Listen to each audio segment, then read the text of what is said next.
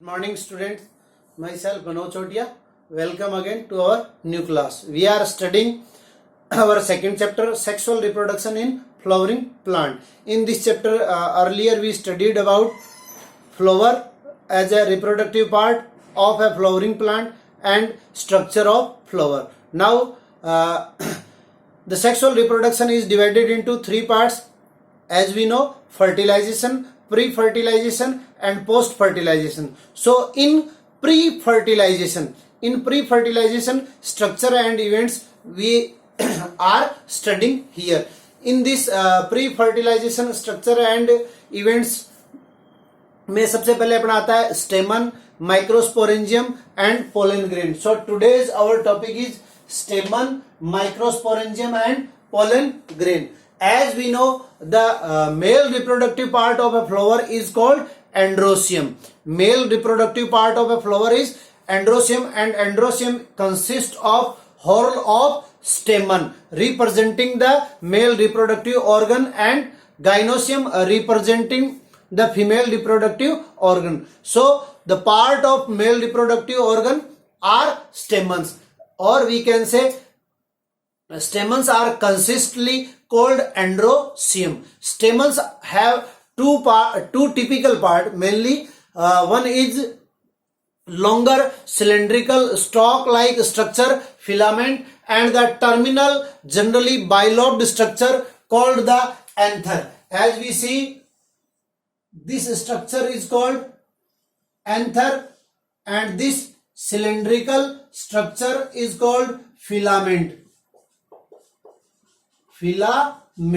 and this structure is called anther. Normally two structure, but in a stamen there is two anther lobe, means it is one anther lobe and it is also anther lobe. So two anther lobe consistently called anther, and two anther lobes are connective or connect with a structure is called connective. तो आपको confuse नहीं होना है. कई बार board के exam में question पूछा गया है what is connective. So connective connects two anthers or two anther lobe, not filament to the anther. So remember it, connective connects only two anther lobes. Now the length of filament is varies in different part of flower. different flower में क्या होगा, filament की जो length है वो different होगी. So we can say the number of length of stamen are variable in flowers of different species. Each form different species are arranged them on a slide. अब अगर अपन देखें, अगर आप किसी भी फ्लावर को देखें तो फ्लावर के जो एंथर पार्ट को है उसको अगर आप क्रैश करके अंगुली पे लें तो भी आपको उसमें क्या दिखाई देगा, पोलन ग्रेन दिखाई देंगे, व्हाइटिश पाउडर के जैसी स्ट्रक्चर. ठीक है, तो अपन बात कर रहे हैं किसकी, स्टेमन की. ये स्टेमन है. स्टेमन में ये जो सिलेंड्रिकल स्ट्रक्चर है वो फिलामेंट है, और फिलामेंट का जो अपर पार्ट है और टर्मिनल पार्ट है वो क्या है, एंथर है. तो a typical angiosperm anther is bilobed with each lobe having two theca, that is they are called dithecous. Each stamen is diothecous.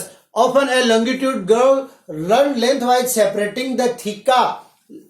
ठीक है, अब ये बाइलोब्ड स्ट्रक्चर जो है, ये बाइलोब्ड स्ट्रक्चर इसकी नेचर क्या है, डिफरेंट प्लांट्स में डिफरेंट हो सकती है. ठीक है, अब अगर हम इसकी टीएस काट कर देखें, यहां से अगर अपन टीएस काटते हैं तो इसको ये एंथर लोब और ये इसको अपन एंथर सैक भी कह सकते हैं. तो टीएस काट कर देखते हैं तब अपने को क्या स्ट्रक्चर शो होती है, इस टाइप की स्ट्रक्चर शो होती है. ठीक है, और ये स्ट्रक्चर जो है, इस स्ट्रक्चर को अपन क्या कहते हैं, माइक्रोस्पोरेंजियम.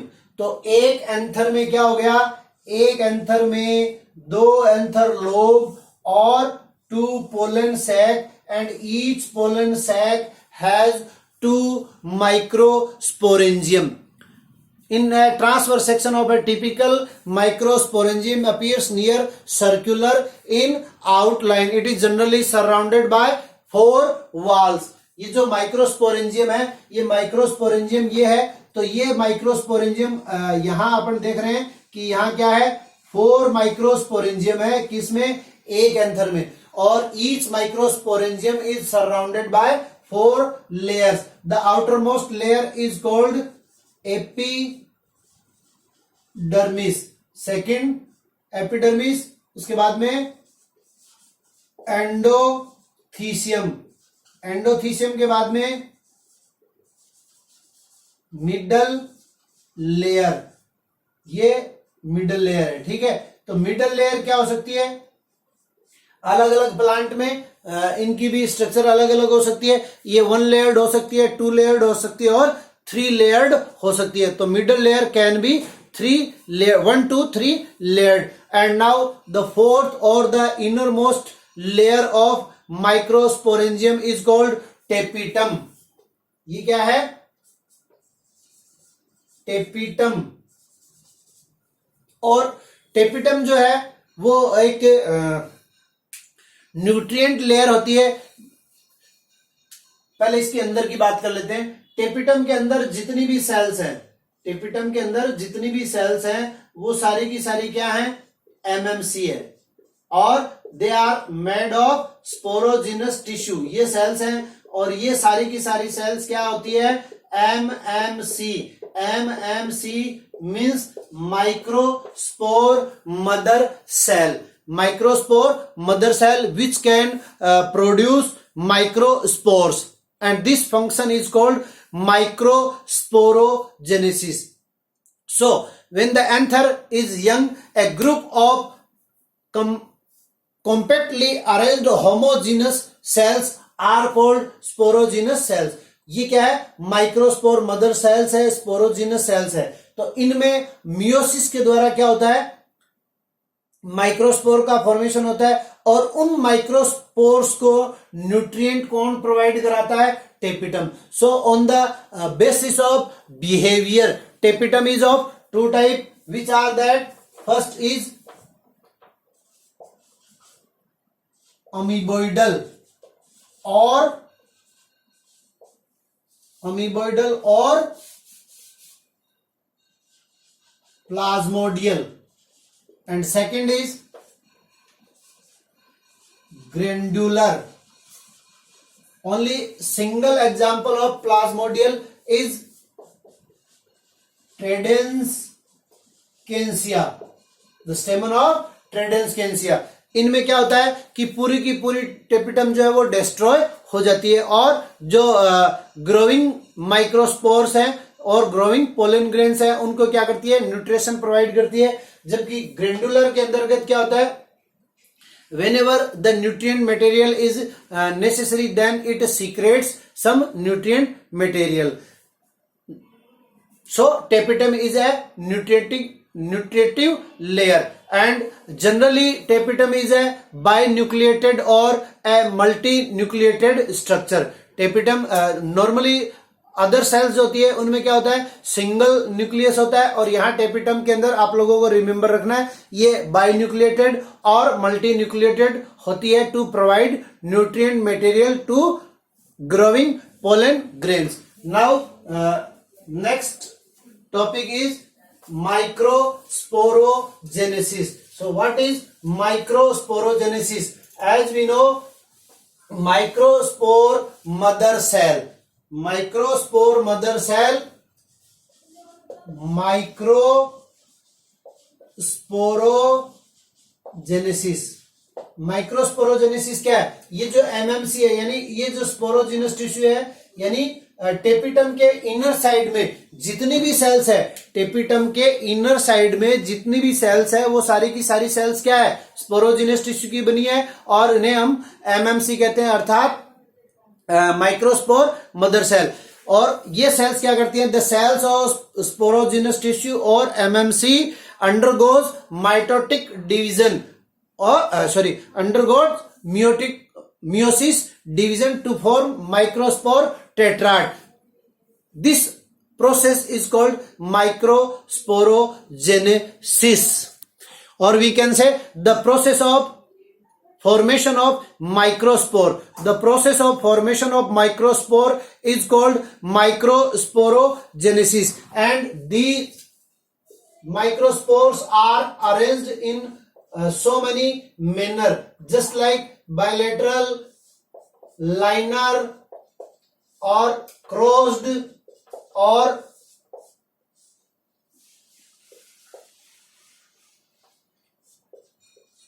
T-shaped. इससे कोई फर्क नहीं पड़ता, ये अलग अलग प्लांट्स में अलग अलग प्रकार से ये अरेंज्ड होते हैं, ठीक है। ये माइक्रोस्पोर है। तो माइक्रोस्पोर टेट्राड का फॉर्मेशन क्या कहलाता है? माइक्रोस्पोरोजेनेसिस। और इनकी ये जो वाल है, ये वाल जो है वो बनी होती है किसकी? केलोज की। और ये केलोज की वाल जब डीजनरेट हो जाती है, केलोज के वाल के डीजनरेट होने के बाद में ये क्या कहलाते हैं? ये कहलाते हैं पोलन ग्रेन। अभी तक तो क्या है? अभी तक ये क्या है? माइक्रोस्पोर्स हैं, माइक्रोस्पोर, और we can say microspore tetrad, microspore tetrad. After separating from Kellogg's wall, each microspore tetrad is called pollen grain, and after formation of pollen grain, they can divide by mitotically, so their ploidy is also haploid. Remember, because microspore mother cell या sporogenous tissue जो है, इनकी ploidy क्या है? इनकी ploidy diploid है, और diploid से यहां से ये मियोसिस डिवीजन के द्वारा क्या करते हैं? माइक्रोस्पोर टेट्राड का फॉर्मेशन करते हैं। तो ये माइक्रोस्पोर टेट्राड जो है, ईच न्यूक्लियस क्या हो गया? ये इसकी प्लॉइडी क्या होगी? हैप्लॉइड होगी। और जैसे ही ये केलोज वाल डीजनरेट होती है, they are convert into the microspore tetrad is convert into pollen grain. Now our next topic is structure of pollen grain. Pollen grain represent the male gametophyte. If we touches any of flower, then we find some powder like structure on our finger, that is pollen grain.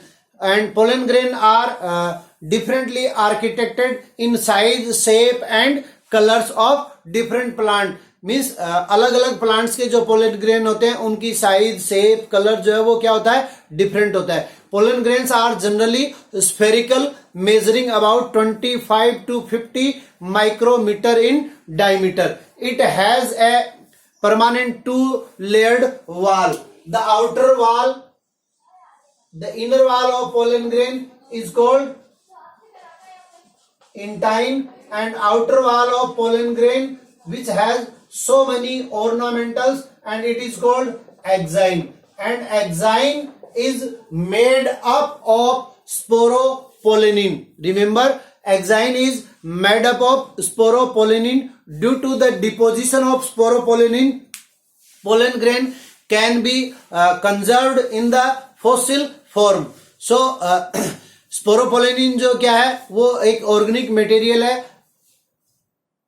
Till now known, अब तक ज्ञात जो hardest organic material है वो क्या है? Sporopollenin है. और ये जो पोलन ग्रेन की आउटर मेम्ब्रेन एक्साइन है, वो स्पोरोपोलेनिन की बनी होती है, ठीक है. और intine, as you know, cell wall of plants are made up of cellulose and pectin. So intine is made up of cellulose and pectin, and deposition of sporopollenin on the intine is called axine. axine के कई form हो सकते हैं, ठीक है. ये speckle हो सकती है, या एक लेयर्ड के रूप में डिपोजिट हो सकती है. अब अपन बात करते हैं कि the place where sporopollenin is doesn't deposit, that is called germ pore. यानी जहां पर स्पोरोपोलेनिन का डिपोजिशन नहीं होता, वो क्या है? जर्म पोर है. And there is two nucleus in a pollen grain. One is irregular shaped nucleus is called vegetative nucleus, and one is